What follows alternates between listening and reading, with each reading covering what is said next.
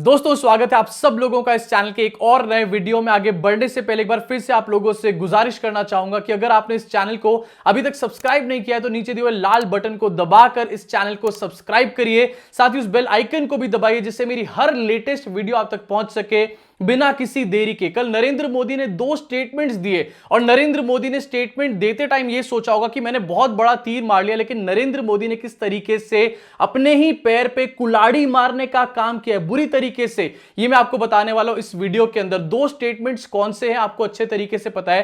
पहले स्टेटमेंट में जहां पर साइकिल का जिक्र किया गया, देखिए नरेंद्र मोदी के साथ सबसे बड़ी प्रॉब्लम पता है क्या? नरेंद्र मोदी कहते हैं कि उनको पॉलिटिकल सेंस उनकी बहुत ज्यादा, लेकिन मेरे हिसाब से नरेंद्र मोदी पॉलिटिकली बहुत ही ज्यादा इमेच्योर है। पूरे देश में अगर कोई सबसे ज्यादा पॉलिटिकली इमेच्योर नेता है तो वो नरेंद्र मोदी है। उनको ये समझ नहीं आता कि उनको लाइन कहां पर ड्रॉ करनी है, किस टाइम पर वो क्रिटिसिज्म करते करते, सामने वाले को टारगेट करते करते देश की गरीब जनता का मजाक उड़ाने पे उतारू हो जाते हैं, उनकी इंसल्ट करने पे उतारू हो जाते हैं। उनको ये बात समझ ही नहीं आती है और ये करने के बाद, पूरा रायता फैलाने के बाद उनको समझ आता है कि ये क्या हुआ, ये तो मैंने रायता फैला दिया। रायते को समेटे किस तरीके से? कल भी यही हुआ। नरेंद्र मोदी ने साइकिल वाली जो बात बोली उसमें नरेंद्र मोदी ने बुरी तरीके से रायता फैला दिया और अब वो रायता भारतीय जनता पार्टी और इनके भक्त भी मिलकर समेट नहीं पा रहे। ये जो प्रॉब्लम मैं बता रहा हूं ना, ये सिर्फ नरेंद्र मोदी के साथ नहीं, इनके भक्तों के साथ भी यही प्रॉब्लम है। पर्सनल टारगेटिंग करते करते इनको समझ ही नहीं आता कि लाइन कहां पर ड्रॉ करनी है, कहां पर रुकना है। कहीं पर भी चले जाते हैं, उसके बाद ये कहते हैं कि तुम ऑफेंड क्यों रहे? भाई ऑफेंड तो होंगे ही ना। जब आप देश के गरीब जनता का मजाक उड़ाओगे, जब आप देश की गरीब जनता को इंसल्ट करने का काम करोगे तो हम लोग डेफिनेटली यहां पर ऑफेंड ही होंगे। और आपने किया ही क्या है जनता के लिए? आप आखिरकार आज साइकिल की मजाक उड़ा रहे हो। देश के लाखों लोग, वो गरीब लोग जो साइकिल यूज करते हैं अपने काम पे जाने के लिए, लेबर जो मजदूर हैं अपने साइट पर जाने के लिए साइकिल यूज करते हैं, अपने ऑफिसेज में ड्यूटी पर जाने के लिए साइकिल का इस्तेमाल करते हैं, आप उनका मजाक उड़ा रहे हो तो क्या हम लोग ऑफेंड नहीं होंगे? डेफिनेटली होंगे। सबसे पहले आपको सुनाना चाहता हूं कि नरेंद्र मोदी ने क्या बोला और कैसे एक लाइन ड्रॉ करना नरेंद्र मोदी एज यूजुअल भूल गए। अपनी स्क्रीन पर जरा देखिए। न्यूज 24 के माध्यम से, गुजरात बम धमाकों में आतंकियों ने सपा चुनाव चिन्ह साइकिल पर बम रखे थे। मैं हैरान हूं आतंकियों ने साइकिल को ही क्यों पसंद किया। प्रधानमंत्री मोदी, ये स्टेटमेंट देके मोदी सोच रहे थे कि मैंने बहुत बड़ा तीर मार दिया, मैंने फिल्म का सबसे अच्छा डायलॉग बोल के दिखा दिया। लेकिन मोदी जी ऐसा नहीं है। आपने इतनी घटिया बात बोली है जिसकी कोई कल्पना भी नहीं कर सकता था। मैं जानता हूं कि आप किसी भी तरीके से डेस्परेट हैं यूपी को जीतने के लिए या फिर यूपी में अपनी अपीयरेंस को जताने के लिए, स्टैब्लिश करने के लिए, लेकिन कम से कम गरीबों का इस तरीके से मजाक तो मत उड़ाइए। मैं आपको इस वीडियो में दिखाना चाहता हूं कि आखिरकार साइकिल की इंपॉर्टेंस क्या और साइकिल से मैं किस तरीके से खुद भी पर्सनली कितना अटैच्ड हूं। हर चीज को हम पॉलिटिक्स में नहीं घुसेड़ सकते। जस्ट बिकॉज साइकिल किसी का चुनाव चिन्ह है इसका मतलब यह नहीं हो जाता कि साइकिल की कोई और इंपॉर्टेंस है ही नहीं हमारी लाइफ में। नरेंद्र मोदी की अपनी फोटो है साइकिल पे बैठे हुए। नरेंद्र मोदी छोड़ दीजिए, महात्मा गांधी जो हमारा फ्रीडम मूवमेंट था उसमें भी साइकिल की एक बहुत बड़ी अहमियत थी। और आज किस तरीके से नरेंद्र मोदी जो प्रोवाइड नहीं कर पाए कोरोना के टाइम में, साइकिल ने किस तरीके से लोगों को मदद करी। सबसे पहले मैं आपको दिखाना चाहता हूं कुछ तस्वीरों के माध्यम से कि आखिरकार साइकिल का हमारी जिंदगियों में किस तरीके का बड़ा योगदान रहा है। फिर मैं आपको बताऊंगा कि पैर पे कुल्हाड़ी कैसे मारी लोगों ने अपने। सबसे पहले देखिए अपनी स्क्रीन के ऊपर महात्मा गांधी साइकिल चला रहे हैं, इनकी फोटो लगी हुई है इस टाइम पर जो साबरमती आश्रम है वहां पर भी इनकी साइकिल चलाते हुए फोटो है। क्या महात्मा गांधी साइकिल चला रहे थे? तो क्या महात्मा गांधी साइकिल को चलाने का मतलब क्या टेररिज्म को सपोर्ट करना होता है क्या? उसके बाद यहां पर खत्म नहीं होती, आपको दिखाऊंगा फ्रीडम मूवमेंट की ये फोटो आपको दिखा दी मैंने आपकी स्क्रीन पर। अब मैं दिखाना चाहता हूं जब हमारे देश में कोरोना वायरस पूरी तरीके से जड़ों तक घुस चुका था और माइग्रेंट लेबरर्स अपने घर वापस जा रहे थे, मोदी जी ने एक ट्रेन नहीं चलाई थी। याद है आप लोगों को? एक ट्रेन नहीं चलाई, एक बस नहीं चलाई, एक गाड़ी कहीं से नहीं चलाई, किसी को घर जाने के पैसे इन्होंने नहीं दिए और लोगों को स्ट्रैंडेड छोड़ दिया, किसी को खाना इन्होंने नहीं दिया। आज की बात करी जाती है कि हम मुफ्त में राशन बांट रहे हैं, उस टाइम पर मुफ्त राशन कहां था? लोग भूखे सड़कों पे सो रहे थे, भूखे सड़कों पे मर रहे थे। आपको दिखाना चाहता हूं कि स्क्रीन के ऊपर महाराष्ट्र की फोटो, और एक न्यूज भी निकल कर आई थी, मुझे अच्छे से याद है कि सूरत से उड़ीसा तक 3 माइग्रेंट लेबरर्स साइकिल पे घर गए थे अपने, गुजरात के सूरत से निकल करके। क्या नरेंद्र मोदी ने उनको गाड़ी, बस, ट्रेन या फिर एरोप्लेन प्रोवाइड कराने का काम किया था? क्या ये साइकिल ही थी जिसकी वजह से ये माइग्रेंट लेबरर्स, ये गरीब लोग जो नरेंद्र मोदी का तुगलकी फरमान था लॉकडाउन का, बिना किसी प्लानिंग के, उसके बावजूद भी अपने घर पहुंचे थे? क्यों? एक साइकिल की वजह से। एक और फोटो आपको दिखाता हूं, और ये फोटोज जो है कभी भी हमारे जहन से नहीं निकलने वाली है। हर चीज को चुनाव में ले आओगे, हर चीज के ऊपर आप राजनीति करने का काम करोगे, आखिरकार किसी पॉइंट पर तो आप जाके रुको। ये एक और फोटोज देखिए अपनी स्क्रीन के ऊपर, और ये फोटोज हमारे को, मैं जैसे बता रहा हूं, हमेशा याद रहने वाली है। एक और फोटो इसके बाद देखिए अपनी स्क्रीन के ऊपर, जहां पर एक आदमी अपनी वाइफ को बिठा करके पीछे साइकिल पे घर जाने का काम कर रहा है। एक और फोटो देखिए, पूरी पूरी फैमिलीज, मुझे बीबीसी की एक रिपोर्ट अच्छे तरीके से याद है, जहां पर एक आदमी साइकिल पे दिल्ली से बिहार वापस जा रहा था, और जब बीबीसी वालों ने उससे बात करी, वो अपने आप को रोक नहीं पाया, उसका मेल्टडाउन हो गया और रोने लग गया बुरी तरीके से, साथ में उसके बच्चे भी रोने लग गए।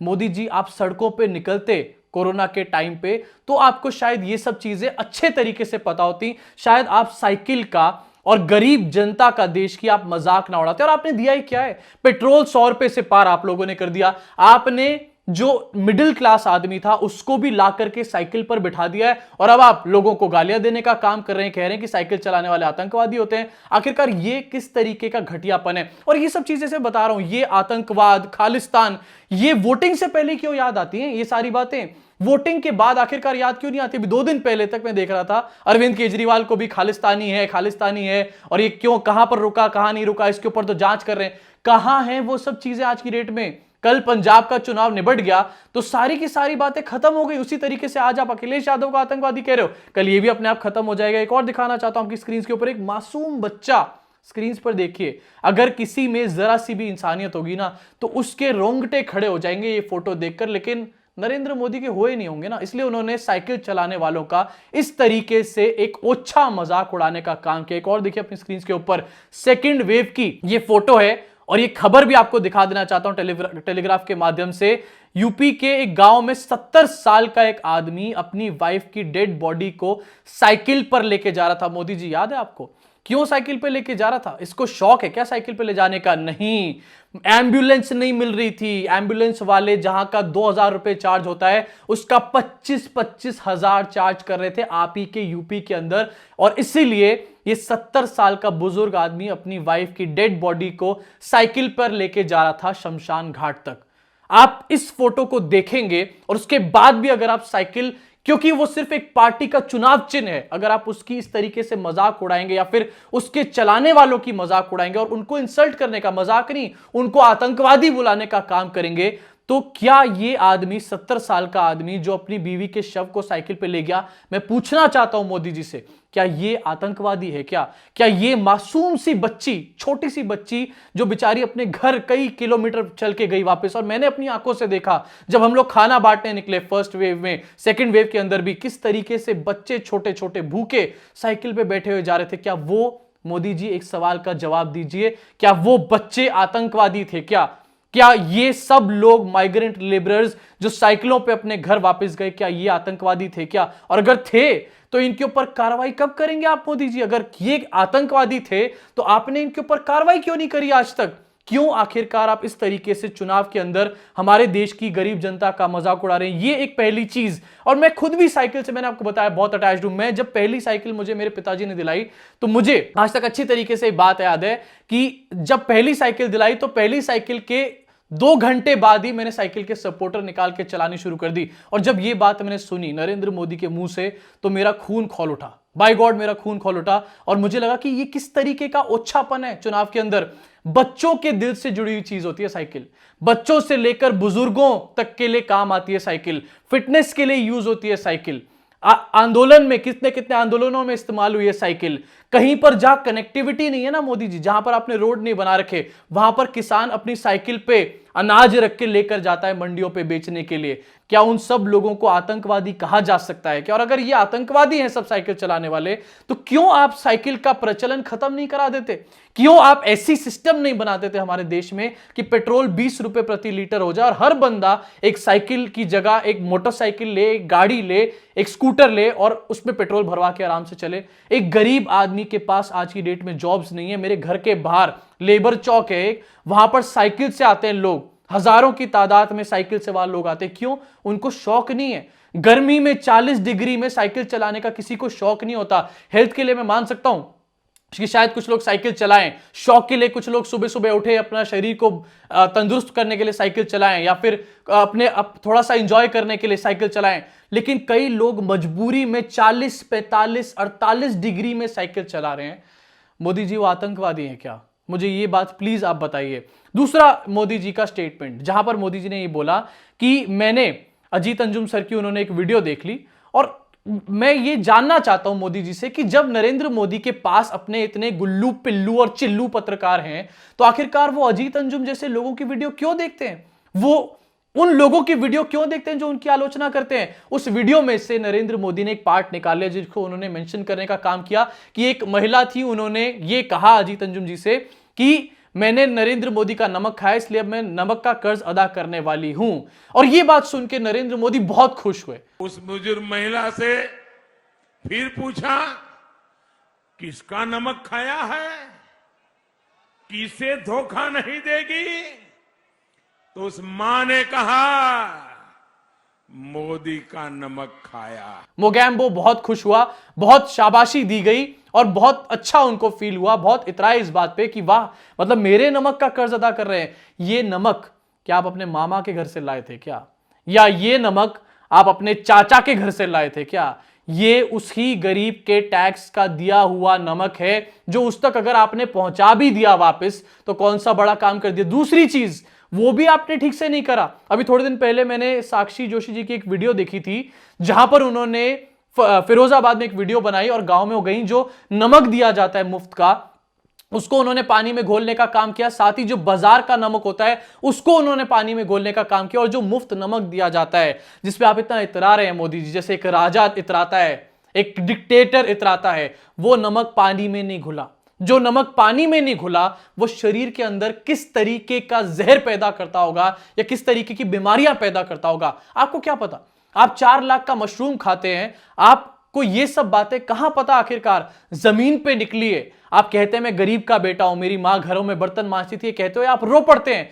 लेकिन ये एक ड्रामा है, क्योंकि आप किस तरीके का लाइफस्टाइल जीते हैं, कितने दूर आप देश के गरीबों से हैं।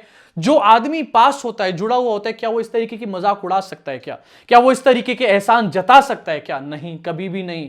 ऐसा सिर्फ वही आदमी कर सकता है जो रियलिटी से कोसों दूर हो। और नरेंद्र मोदी ने इस बात को फिर से एक बार प्रूव करने का काम कर दिया। फोटोज और ये सारी मैं आपको दिखाना चाहता था, और मैं पूछना चाहता हूं फिर से एंड में, भक्तों से भी पूछना चाहता हूं कि ये सब लोग आतंकवादी थे क्या?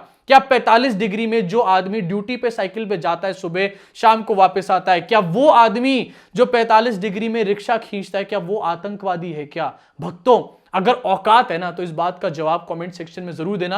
और साथ ही दोस्तों, जैसा मैंने बताया कि रायता पूरी तरीके से फैला लिया, अपने पैर पे कुल्हाड़ी मारने का भी काम किया है।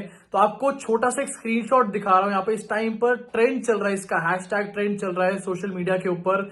लोग अपनी साइकिल के साथ फोटोज पोस्ट करने का काम कर रहे हैं। इससे साफ ये पता चलता है कि नरेंद्र मोदी ने बात बोल के साइकिल को और समाजवादी पार्टी को कितनी ज्यादा पब्लिसिटी दिलाने का काम किया। इसलिए इसको मैं एक तरीके से पैर पे कुल्हाड़ी मारना ही बोलूंगा। साइकिल को इतनी ज्यादा पब्लिसिटी देके समाजवादी पार्टी अखिलेश यादव को एक बहुत बड़ी एडवांटेज दिया नरेंद्र मोदी ने यहाँ पे। इस वीडियो को यहीं खत्म कर रहा हूं। किसी को पसंद आई हो तो शेयर जरूर करना, इस वीडियो को आगे लोगों तक जरूर पहुंचाना। साइकिल पे बैठने वाला हर आदमी आतंकवादी नहीं होता, हर मुस्लिम शख्स आतंकवादी नहीं होता, हर हिंदू शख्स भी हिंदुत्व वाला टाइप का आतंकवादी नहीं होता। इन सब स्टीरियोटाइप्स को खत्म करिए प्लीज। अभी के लिए इस वीडियो में इतना ही। मुलाकात होगी आप सब लोगों से इस चैनल के अगली वीडियो में।